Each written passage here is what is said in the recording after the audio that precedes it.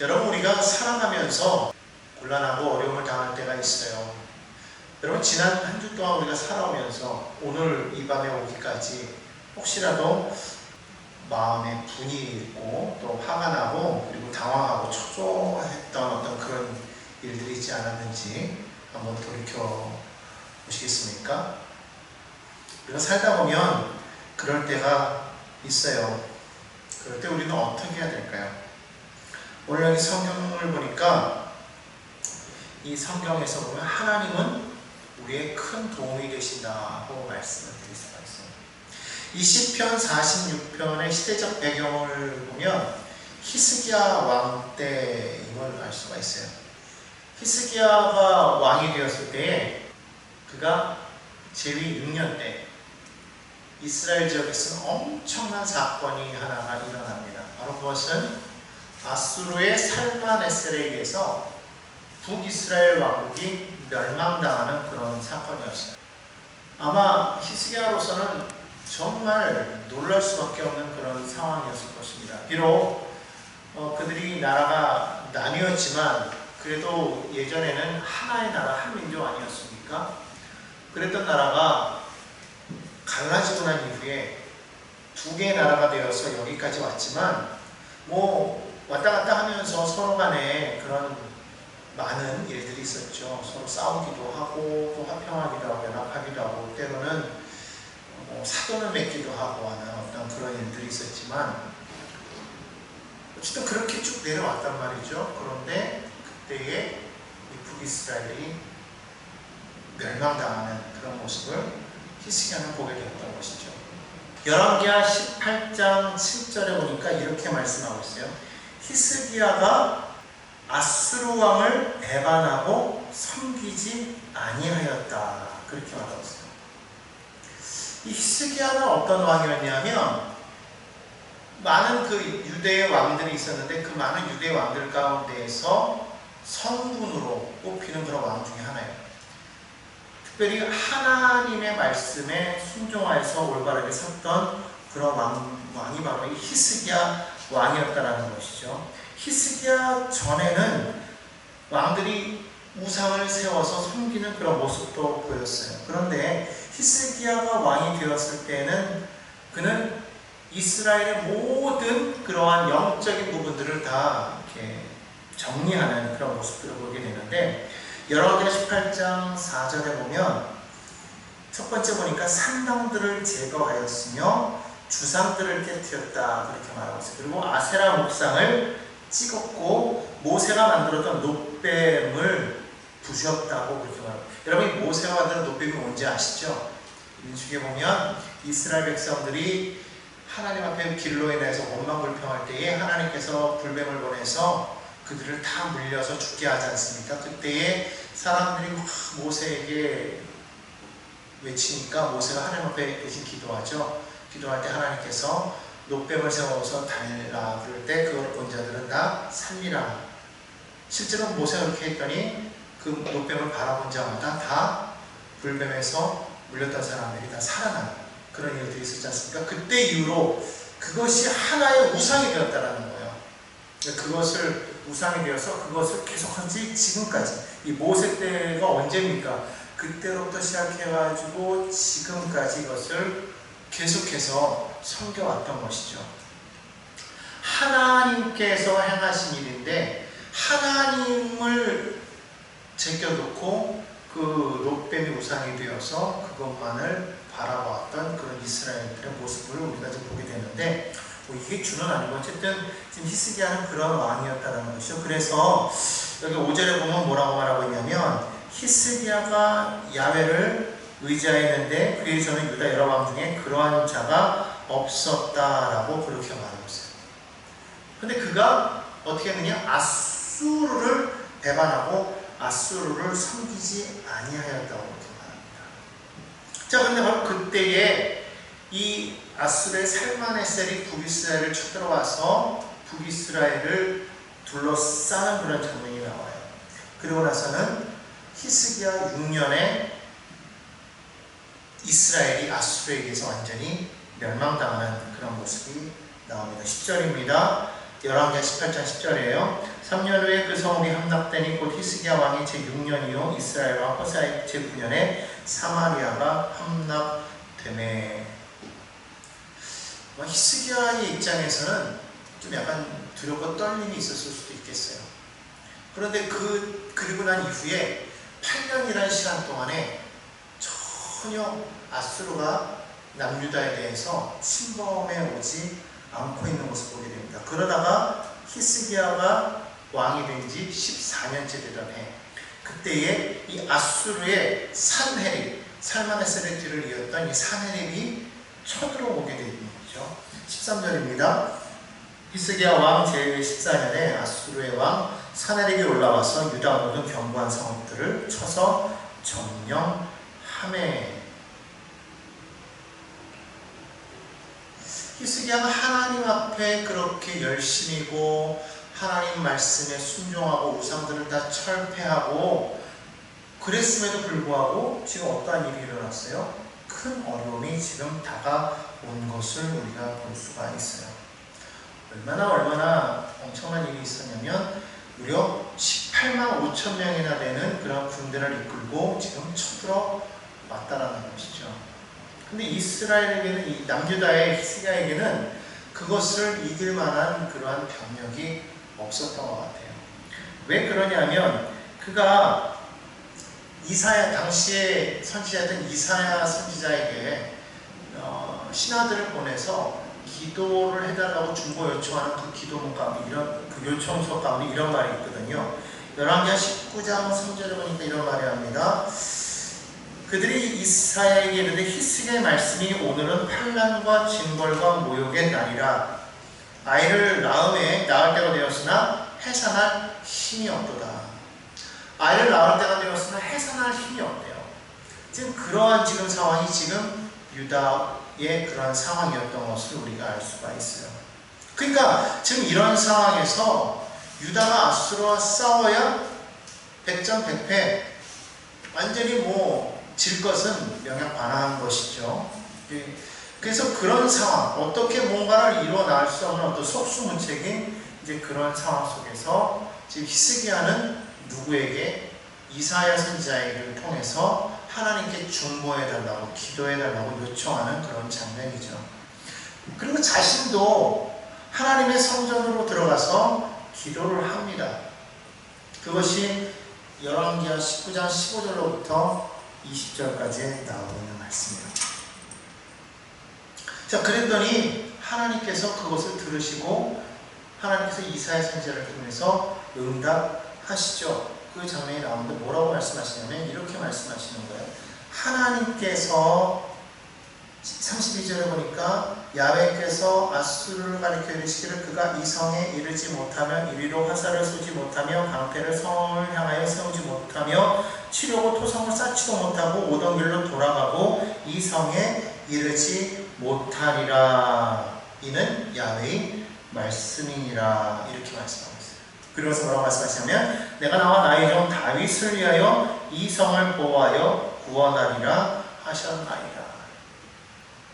하나님께서 들으셨다는 거예요. 그 뭐라고 말씀하시냐? 내가 너를 돕겠다, 너를 구원하겠다, 이렇게 말씀하십니다. 그러니까 여러분 보십시오. 우리는 할 힘이 없어요. 우리가 할 수 없는 이때에 우리가 기도하니까 하나님께서 응답하시는 거예요. 너희는 가만히 있으라, 내가 일을 하겠다라는 것이죠. 그래서 베드로전서 5장 7절에서 이렇게 말을 합니다. 너희 염려를 다 주께 맡겨버리라. 이는 저가 너희를 구원하십니다. 너희 염려를 너희가 지고 가지 말고 어떻게 하라? 하나님께 맡기라는 거예요. 던지라는 거예요. 그러니까 내 일이 아니죠. 하나님의 일이라는 거예요. 내가 하려고 하지 말고 하나님께서 하시기를 구하라. 그렇게 말씀해요. 그러면 하나님께서 우리를 보시고 우리를 도우시리라. 그렇게 말씀하고 있습니다. 오늘 보면 말씀처럼 하나님이 우리의 피난처 힘이 되시고 우리가 지금 환난을 당하지 않습니까? 그럴 때 가장 큰 도움이 되시겠다고 그렇게 말씀하고 있죠. 바로 그 하나님 우리의 피난처가 되시는 거예요. 7절에 말하죠. 야훼께서 우리와 함께 하시니 야곱의 하나님은 우리의 피난처시로다. 그래서 정말 여러분, 우리가 주님의 돌보심을 믿고 마음의 평강을 유지해야 될 거예요. 왜냐하면 하나님이 피난처가 되시고 힘이 되시고 큰 도움이 되시기 때문입니다. 여러분이 어떠한 상황에 놓여 있을지라도, 어떠한 어려움이 여러분에게 다가왔을지라도 하나님께서 우리를 도우시면 넉넉히 이길 수 있게 된다는 것을 믿으시기를 바랍니다. 자, 하나님께서 어떻게 그런 도움을 주시는지 우리 말씀 다시 한번 읽어볼까요? 2절과 3절 한번 읽어보겠습니다. 그러므로 땅이 변하든지 산이 흔들려 바다 가운데 빠지든지 바닷물이 솟아나고 뛰놀든지 그것이 넘침으로 산이 흔들릴지라도 우리는 두려워하지 아니하리로다.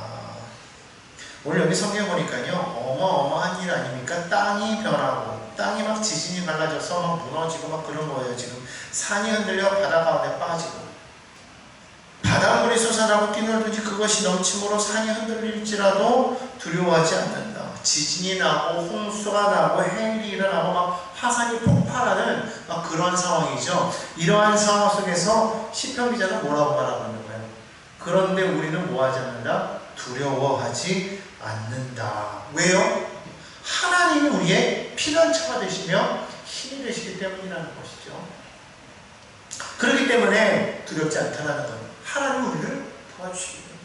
여러분도 그렇게 생각하십니까? 그럴 때에 우리를 도우실 수 있는 건 오직 하나님밖에 없다는 것을 우리가 반드시 믿고 하나님만을 바라보아야 됩니다.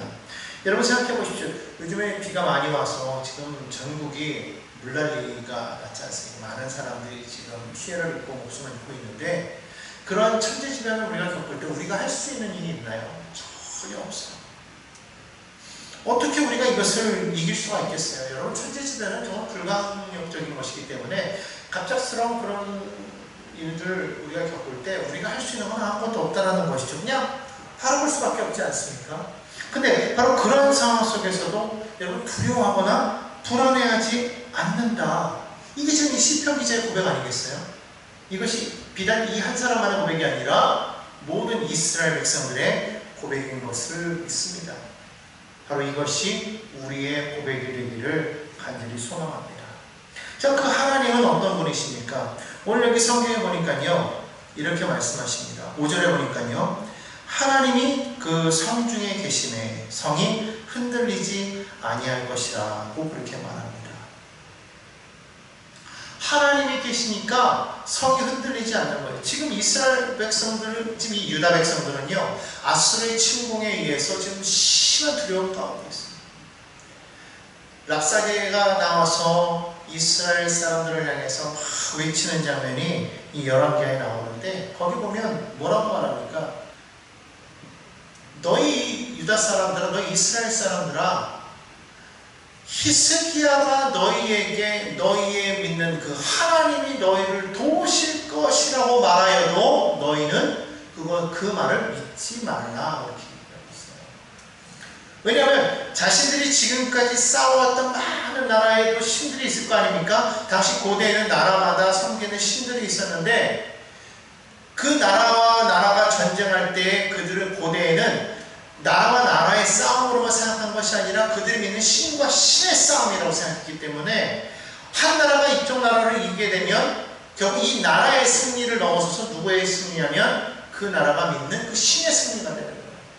근데 지금까지 아수르는 모든 나라를 통틀어서 다 이겼어요. 그 아수르가 믿는 그 신은 다른 모든 신들 위에 신이 되어버린 것이죠. 특별히 같은 이스라엘 백성이죠. 북이스라엘이 망했을 때 똑같은 하나님을 믿는 거 아니겠습니까? 그럴 때 이스라엘이 멸망당했을 때 결국 그들이 믿는 그 하나님도 아수르의 신에게 졌다라고 그렇게 그들은 이야기할 수 있겠죠. 또 그들은 그렇게 생각했던 것이고요.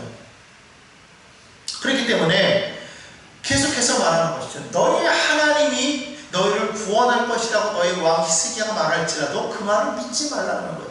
어느 나라의 왕 신들도 자신들의 그 군대들이 이렇게 와서 쳤을 때에 구원한 그런 신이 없었다라고 그렇게 말을 하고 있습니다.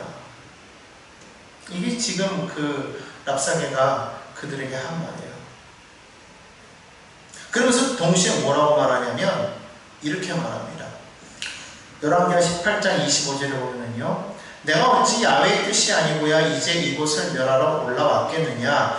야훼께서 전에 내게 이르시기를 이 땅으로 올라와서 쳐서 멸하라 하셨느니라. 이렇게 말을 하고 있어요. 랍사게가 하나님을 믿지 않아요.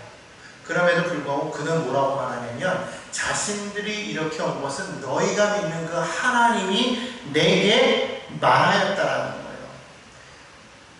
우리가 너희를 치는 것이 하나님의 뜻이라고 그렇게 말합니다. 여러분, 가끔 세상 사람들도요, 하나님을 믿지 않으면서도 우리를 그렇게 조롱하는 거예요. 우리 하나님이 행하시는 그 모든 일이, 자신들이 하는 일이 하나님께서 허락하셔서 이게 가능하다라고 그렇게 이야기하는 거예요.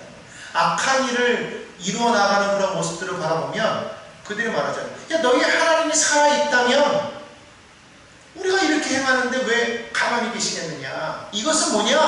하나님이 너희 믿는 그 하나님의 뜻이다. 하나님이 허락했기 때문이다. 이렇게 말하는 거예요. 가끔 여러분 그런 일을 할 때 우리는 좀 긴가민가 할 때가 있잖아요. 의아할 때가 있잖아요.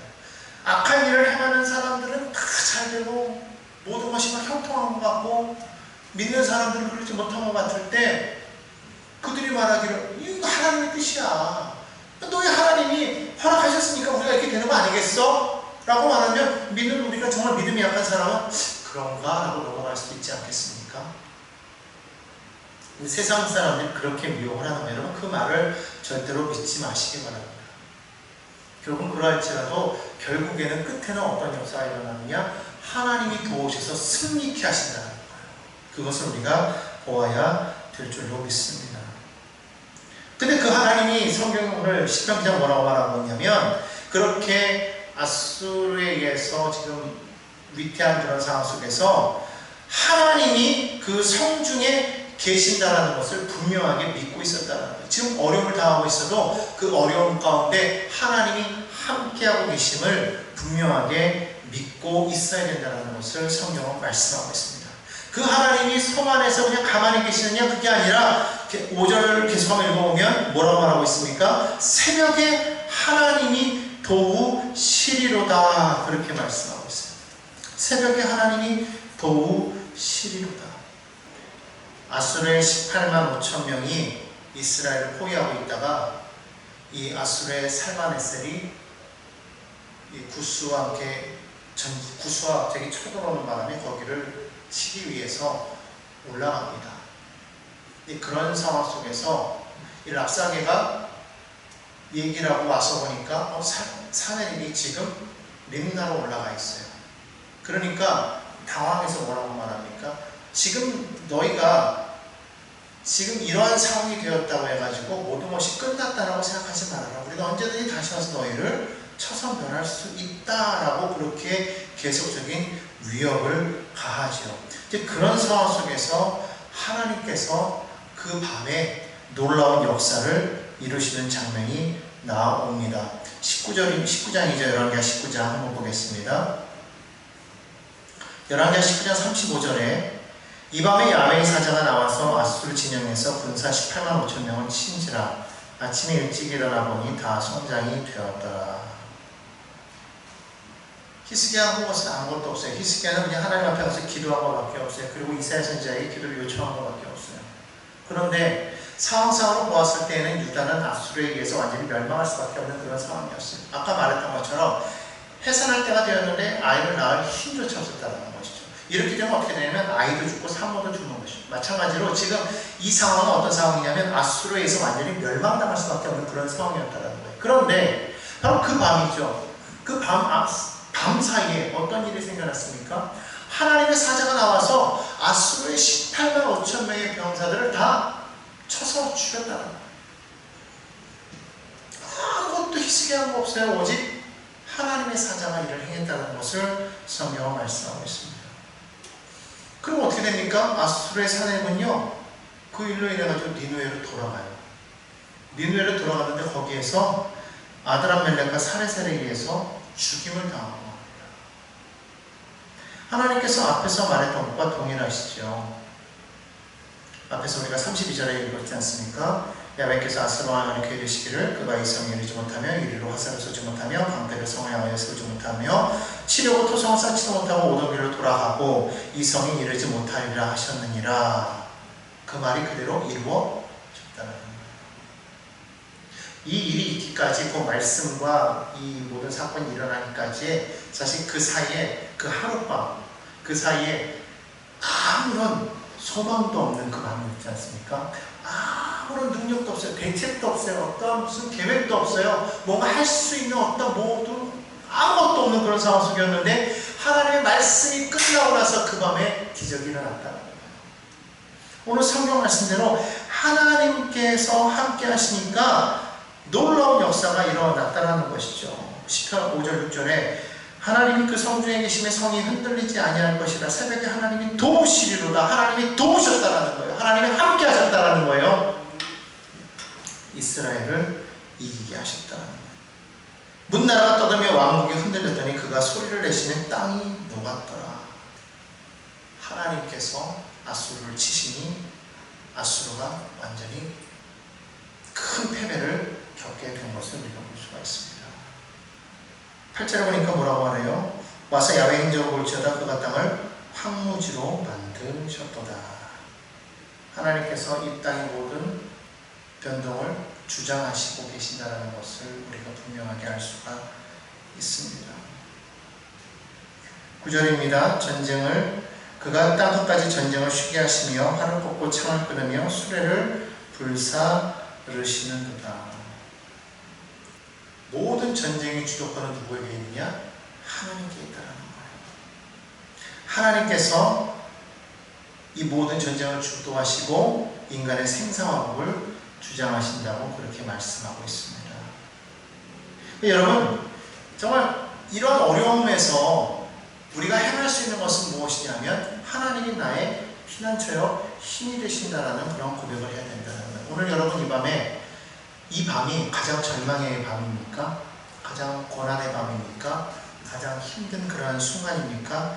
바로 이때에 여러분 하나님을 온전히 바라보시기 바랍니다. 우리가 온전히 하나님을 바라보고 우리가 어떻게 행해야 되겠느냐? 이사야는 이렇게 말합니다. 이사야서 30장 19절에 보면 안연히 처하라고 이렇게 말하고 있어요. 안연히 처하라. 이 안연히 처하라는 말은 무슨 말이냐면 불안해하거나 초조해하지 말고 차분하고 침착하라 그렇게 말씀하고 있어요.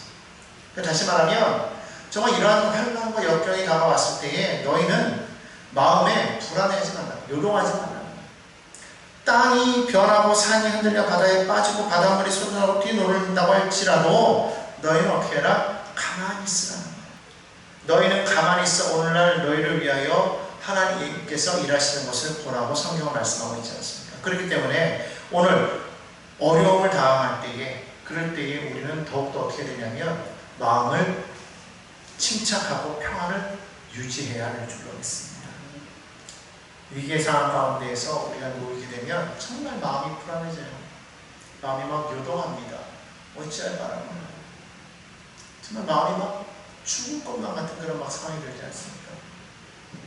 근데 그때 성경은 뭐라고 말하고 있냐면 가만히 있어라. 안연히 거하라는 거예요. 다른 데 성경을 보면 조용히 있어라. 또 한편으로 보면 마음을 편안하게 하고 있어요. 어떻게 불안이 다가왔는데 지금 상황이 그렇지 않은데 어떻게 우리가 평안할 수가 있어요? 어떻게 우리가 조용히 있을 수가 있어요? 근데 성경은 조용히 하라. 어차피 네가 못하니까 어떻게 하냐? 너는 하나님 바라보고 그죠? 기도하라는 거예요. 그럼 하나님이 우리의 피난처가 되시는 거예요.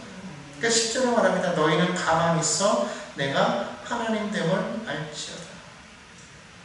너희는 가만히 있어 내가 하나님 됨을 알지어다. 하나님은 우리의 피난처가 되시고 하나님은 우리 요새가 되시기 때문에 우리는 그저 하나님 앞에 가만히 있기 바랍니다. 사람들이 말해요. 야 그래도 어떻게 가만히 있어? 너무 무능한 거 아니야? 너무 무책임한 거 아니야? 그냥 가만히만 있으면 돼? 뭔가라도 해야지. 그래야 그걸 보고 하나님께서 거기에 더하여 주실 거 아니야? 아니에요. 그저 우리는 하나님 믿고 하나님만 바라보고 가만히 있으면 된다는 거예요. 이게 참 어려운 거예요. 봤을 때 아니 뭐 아무것도 안 하고 어떻게 그냥 있을 수가 있어. 근데 히스기야 보십시오. 내가 할 수 있는 상황이 아니었잖아요. 내가 할 수 있는 상황이라면 뭔가를 해야 되겠지. 근데 내가 정말 할 수 없는 상황 아닙니까? 이스라엘 출애굽한 이스라엘 백성들이 홍해 앞에서 그들이 하나님의 그 해방을 시키심과 그리고 그 바다 앞에서 그들은 얼마나 자유함을 느꼈을 거예요. 막 환호하고 막 놀라워했을 것입니다. 그런데 그 순간에 그 모든 그 평화가 절망으로 바뀌는 순간이 오죠. 뭐냐면 애국군대가 쳐들어왔다. 뭐 어디로 빠져나갈 필요도 없어요. 오히려 그들 앞에 놓여있던 그 평화로운 그 모습, 여러분 바닷가에 갔을 때 그 바다 앞에 놓여있을 때 그 모습을 보면 얼마나 마음이 뻥 뚫려요. 그런데 그것이 오히려 그들에게 피난처가 아니라 그들의 큰 장애물이 되고 방해물이 되는 것이죠. 어디로 갈 수가 없어요. 근데 그때 하나님께서 뭐라고 하시냐면 너희는 가만히 있어. 오늘 이 말씀 그대로 너희는 가만히 있어. 오늘 내가 너희를 위하여 행하는 그 구원을 보라고 말씀하고 있죠. 그러니까 우리가 아무것도 할 수 없는 그런 상황이 올 때가 있어요. 어떻게 할 수가 없어요. 상황은 완전히 우겨싸임을 당하였거든요. 근데 성경은 뭐라고 말하고 있느냐? 사방으로 우겨싸임을 당하여도 쌓이지 않는다. 쌓이지 않는다. 그러니까 그럴 때는 우리가 할 수 있는 건 뭐냐면 그냥 하나님을 붙잡는 거예요. 그리고 막 요동할 필요가 없어요. 세상이 뭐라고 말해도 우리는 그냥 가만히 있어야 되는 거예요. 야, 너희가 이렇게 된 것은 하나님의 뜻이야. 너희가 잘못했기 때문에 하나님이 너희를 벌주시는 거야. 그렇게 말을 할지라도 우리는 그런 거에 귀를 막고 그저 하나님만 바라보고 묵묵하게. 왜냐면 그럴 때 제일 힘든 게 뭐냐면 주변 사람들의 말이거든요. 주변 사람들의 말. 너 그렇게 된 건 너 믿음 없어서 그런 것이고 네가 잘못했기 때문에 그런 것이고 너에게 뭔가 문제가 있기 때문에 그런 거 아니겠느냐 라고 자꾸 말하는 것이죠. 너 뭔가 좀 해라 자꾸 말하는 것이죠. 왜 이렇게 가만히만 있어 무능해 너희 그렇게 해가지고 그게 믿는 거냐 라고 말할 때 그런 말이 더 우리를 힘들게 하잖아요. 뭐 어떻게 할 수 없는데 누가 알아줍니까? 그러다 우리가 그들한테 할 수가 없는 걸 어떻게 말할 필요도 없다는 거죠. 그럴 땐 뭐하냐면 그냥 하나님 앞에 가는 거예요. 그들이 뭐라고 말해요? 히스기야는 랍사게가 말하는 그 얘기를 그대로 하나님 앞에 들고 들어가가지고 그대로 놓고 그냥 기도한 거예요. 하나님 내가 어떻게 할 수가 없습니다. 아무것도 할 수가 없습니다. 하나님 봤을 때 야 이 무능한 놈아 넌 그렇게밖에 못하냐 말하지 않으셨어요. 그리고 하나님 말씀하시는 거예요. 내가 행하겠다. 내가 해결하겠다. 그럼 여러분요 지금 여러분 어떠한 상황 속에 있다고 할지라도 지금 우리가 해야 될 것은 뭐냐면 하나님과의 고요한 시간을 가지라. 주님과 함께하는 그 시간을 가지라. 주님과의 그 시간을 온전히 가지고 있을 때 하나님께서는요 바로 그런 사람에게 구원의 손길을 보여주실 줄로 믿습니다. 모든 환경이 우리를 불안하게 하고 우리의 마음이 두렵고 떨리게 만든 그때에 하나님께서 그 마음 가운데 평안을 주시는 거예요. 주님께서 백성 제자들에게 나타나셨을 때 그들은 두려워 떨고 있었거든요. 왜? 예수님이 십자가 달려 돌아가셨기 때문에 장사되었기 때문에 그들은 막 두려움에 떨고 막 숨어 있었는데 그들 앞에 예수님께서 나타나셔서 뭐라고 말씀하셨어요? 평안하뇨 했어요. 어떻게 평안할 수가 있어요? 근데 주님이 말씀하신 건 평안이었어요. 평안하라는 거예요. 그러면서 뭐라고 말씀하십니까? 너희는 담대하라는 거예요. 왜? 내가 세상의 모든 환난을 이겼다고 말씀하십니다. 이것을 너에게 주노니 너희는 평안하라는 거예요. 너희로 내 안에서 평안을 누리라. 내가 주는 것은 세상이 주는 것과는 다르다라고 말씀하십니다. 그러니까 세상이 주는 평안은 뭔가가 있어야만 그냥 평안이 오는 거잖아요. 물질이 없을 때 물질이 있어야 되고 취직이 안 될 때는 취직이 돼야 되고 그리고 뭔가 관계가 어렸을 때 관계가 회복돼야 되고 뭔가가 이루어질 내가 원하는 뭔가가 이루어졌을 때 우리는 평안이 오잖아요. 근데 하나님은 그게 아닌 거예요. 그런 상황 속에서도 주님은 평안하라고 말씀하십니다. 그럴 수 있다는 어떻게 주님이 주시는 평안은 그렇다라는 거예요. 도무지 평안할 수 없는데 평안하다는 것이죠. 도무지 이것은 내가 감당할 수 없는데 하나님께서는 가만히 있으라고 말씀하십니다. 그렇기 때문에 오늘 이 밤에 여러분 우리의 삶이 무책임한 아닙니다. 하나님께서 온전케 하여 주실 것을 믿고 오늘 하나님만을 바라보는 믿음의 삶이 되기를 바랍니다. 하나님이 우리와 함께 하신다. 여러분 이 믿음을 꼭 가지시고 그 하나님이 나의 피난처가 되심으로 그 하나님 앞에 믿음으로 나아가서는 믿음의 백성으로 다 되시기를 주님의 이름으로 축원합니다.